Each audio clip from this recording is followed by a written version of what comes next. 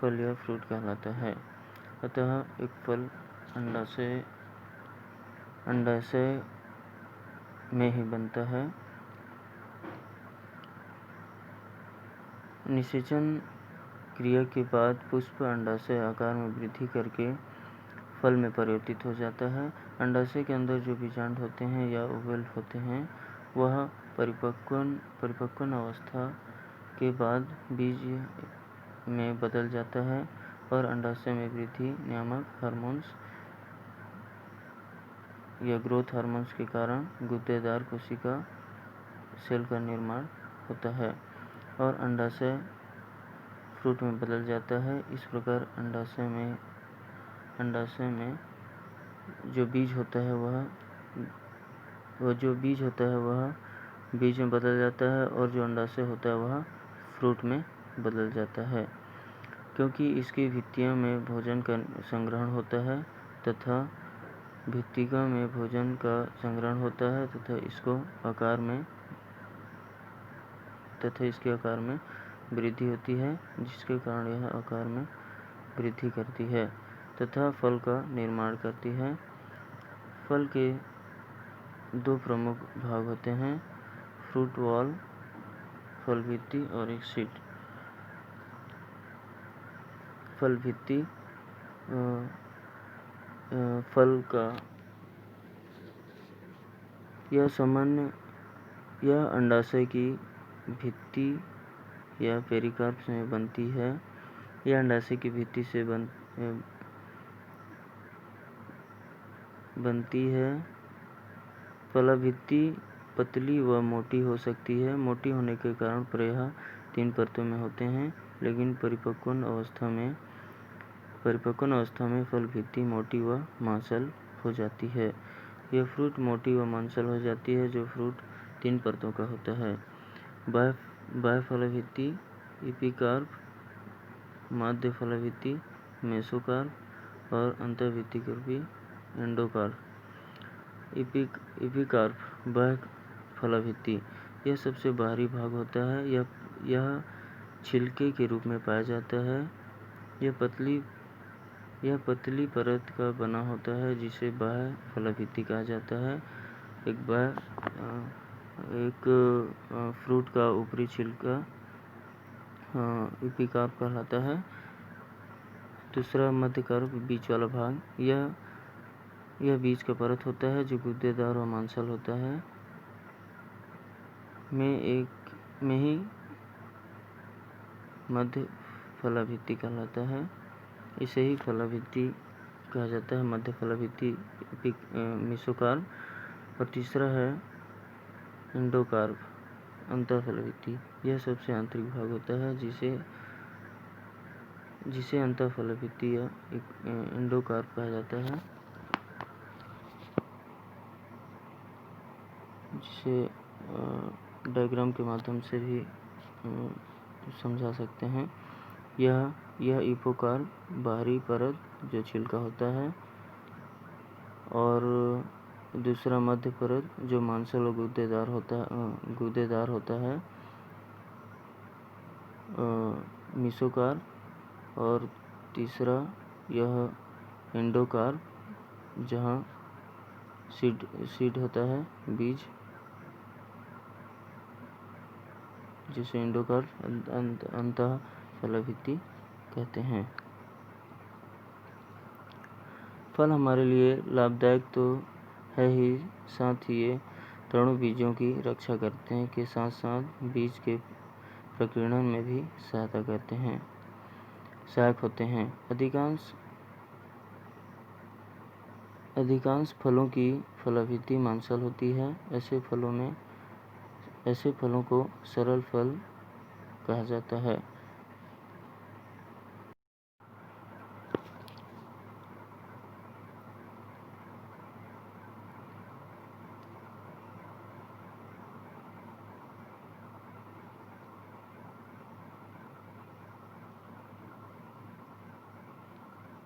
Diagram के माध्यम से हम एक ट्रू फूड मैंगो और एक फॉल्स फ्रूट एप्पल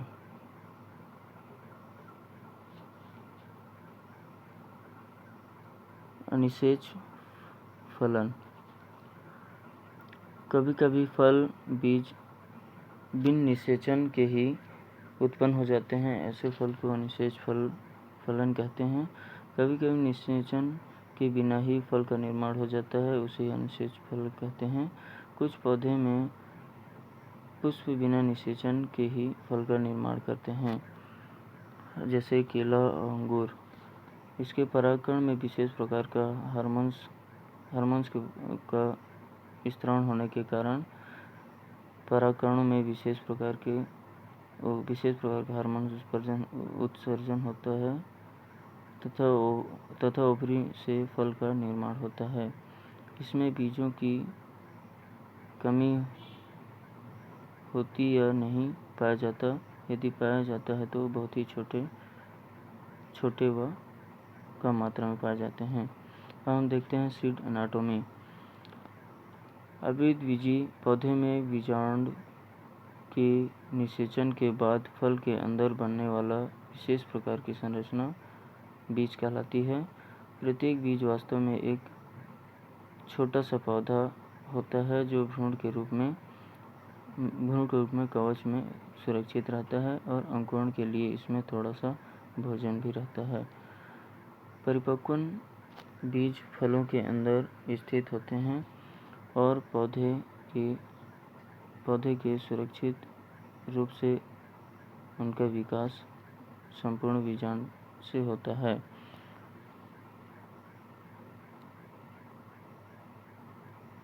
बीजांड के अध्यावरण बीज का बाह्य बीजांड या टेस्टर बनाता है, जबकि अंतः अध्यावरण बीज पोल की आंतरिक स्तर या टेगमेन का निर्माण करता है।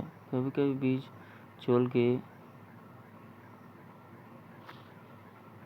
ये दोनों आवरण आपस में इस प्रकार समेकित होते हैं कि इन्हें पृथक नहीं पहचाना जा सकता। बीज चोल के अंदर स्थित बीज का संपूर्ण भाग कर्नल कहलाता है। इसी के अंदर भ्रूण स्थित होता है। भ्रूण बीजपत्र के अनुसार संख्या 2 होती है, अतः भ्रूण बीजपत्र के अनुसार 2 होती हैं। बीज के प्रकार 2 टाइप्स ऑफ सीड। पहला एक बीजपत्री, दूसरा द्विबीजपत्री। एक बीजपत्री ऐसे बीज जिनके बीज के भ्रूण केवल एक बीज का वाला है, इनकी उपस्थिति ऐसे बीज भ्रूण के पोषण के लिए भ्रूणपोष पाया जाता है। इसके उपस्थिति के कारण इन बीजों को भ्रूणपोषी बीज कहते हैं, जैसे मक्का, धान, जौ।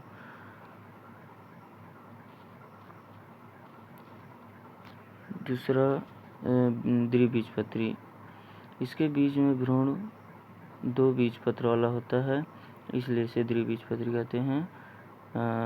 जैसे कि चना, मटर, सेम, मूंगफली, सरसों आदि जो बीज 2 भाग में बढ़ जाते हैं, इन बीजों में भ्रूणपोष नहीं पाया जाता। अब हम देखते हैं बीज की संरचना। Structure of seed.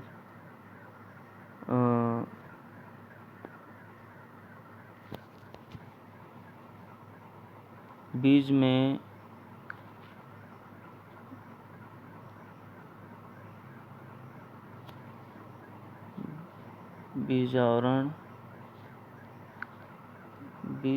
बीजावरण व भ्रूण पाया जाता है और भ्रूण में बीजपत्र व भ्रूणाक्ष पाया जाता है।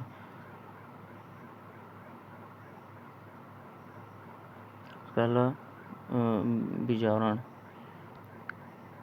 प्रत्येक बीज पर एक बीजाणु होता है।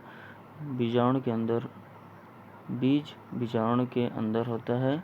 जो बीज होता है वह बीजाणु के अंदर होता है, जिसे डायग्राम के द्वारा, जिसमें 2 परतें होती हैं, अतः बाह्य कवच, आवरण कड़ा व रंगीन होता है। इसका जो बाह्य कवच होता है यह कड़ा व रंगीन होता है। यह 2 परतों में होती हैं। बीजावरण, इसके अंदर बीज होती हैं, अतः बीजाणु बीज का ऊपरी भाग या परत कह सकते हैं।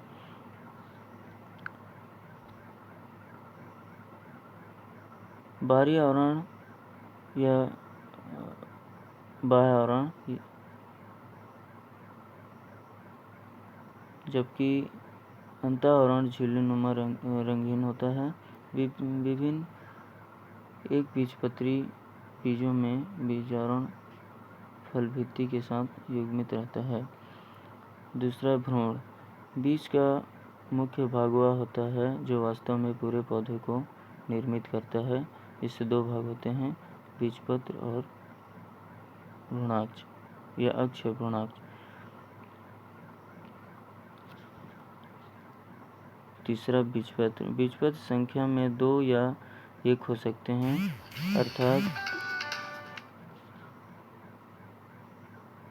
अर्थात यदि एक बीजपत्र है तो एक बीजपत्र होगा, यदि 2 बीजपत्र हो तो वह 2 बीजपत्रों में भोजन संचित रहता है, जो अंकुरण के समय काम आता है। कभी कभी पर्याप्त मात्रा में भोजन संचित करने के कारण बीजपत्र मोटे और मांसल हो जाते हैं। यह भोजन संचित करता है जो अंकुरण के समय काम आता है। चौथा, भ्रूणाक्ष। भ्रूणाक्ष का अर्थ है भ्रूण का अक्ष। इसे किसी अक्ष पर दोनों बीजाणु जुड़े रहते हैं। यही वह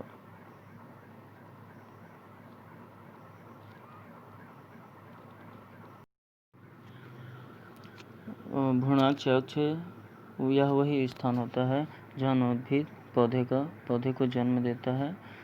भ्रूणाक्ष के 2 सिरे होते हैं, मूलांकुर और दूसरा परांकुर।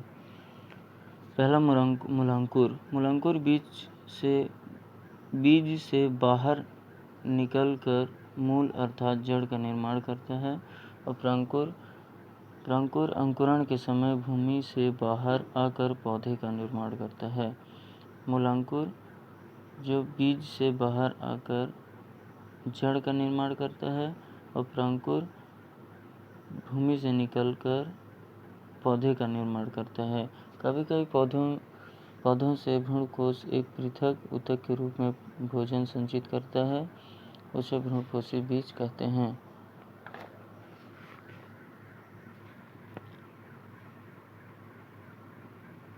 कंक्लूजन। पेड़ पौधे हमारे प्रकृति की देन है। इसी पौधे में ही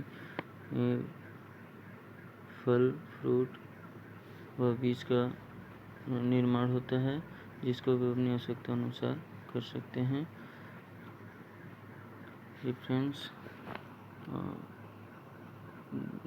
development biology, doctor S B. Agarwal.